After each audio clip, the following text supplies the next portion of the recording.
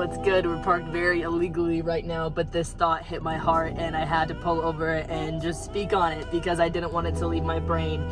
There is this notion that occurs very often. It's one of my biggest insecurities, and it's around the word too. And I mean T-O-O, so meaning too much, too loud, too passionate, too talkative, too whatever, insert blank, whatever it is that you feel. And it's something that I've battled for years. I think I even made a video on it back when I first started really pursuing YouTube in middle school and high school. I've always just felt as if I was too blank, and it's been really whack. Throughout my life, I feel as if I've cycled through human beings, and that, I don't even like to phrase it like that, because human beings, we are not objects. We are complex creatures that all have these individual lifestyles that are so beautiful and so colorful, and yet I feel as if I've had the blessing of being able to encounter so many different human beings and interact with them and grow with them and enter into relationship with them, whether it's platonic or romantically. And unfortunately, there are a lot of connections that have gone, and I've looked around to my peers and I feel as if they've had these connections that have lasted a long time, and I've always questioned if I just had this inability to be able to maintain connections in my own life.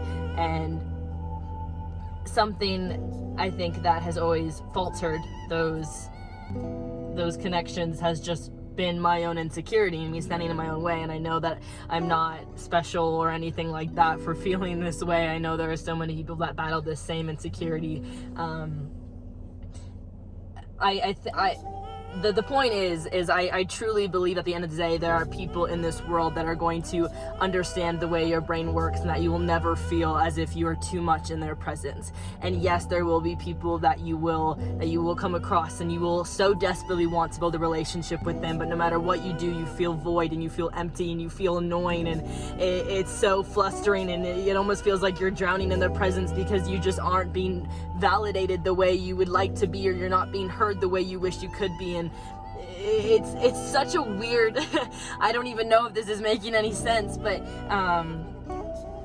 please wait for those people, and please seek those people that are going to make you feel at peace. And when you're in their presence, your heart stops stirring for a little bit and you can feel at home, because you are never too much, ever. You were made in God's image, and the way that you like to express yourself is filled with so much volume and so much immense emotion and passion, and I really hope that you will never ever dull that because somebody in your life can't receive it.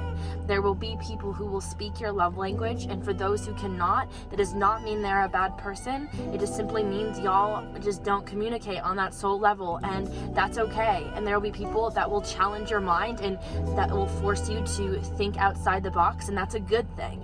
Us human beings, I think we tend to hold on to this idea that if somebody comes into your life, it's a fixated standpoint and they have to stay there, and if they leave, something's wrong, when in reality we are constantly changing and we are all growing on different paths and all going at different paces. If somebody comes into your life and they leave, they served you a lesson in some way, shape, or form.